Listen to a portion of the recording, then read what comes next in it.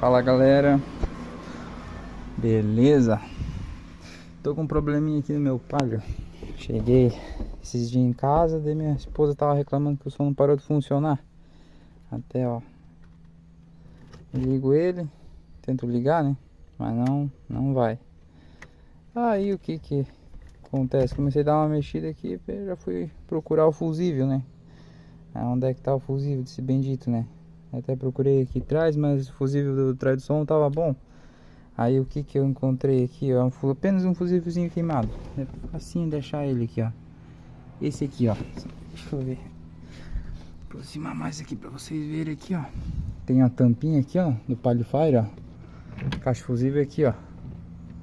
Ó. Vem aqui, ó. Esse é o carinha, ó. Esse aqui, ó. Segundo, ó. Segundo fusível da última fileira de baixo, ó.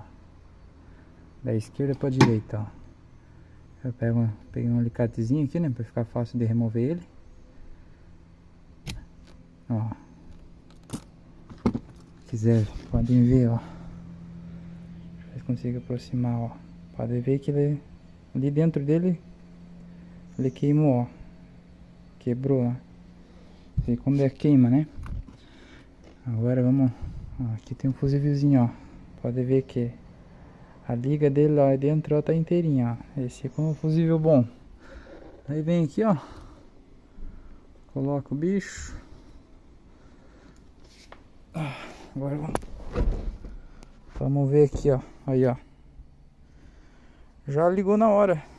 É só esse carinha ali, ó. É só esse bendito aí, ó. Esse carinha aqui, ó. Que era o problema que não tava ligando aí. Caso de vocês aí tenha parado de funcionar, tenta dar uma olhada nesse bichinho ali, ver se não queimou. Beleza? Valeu!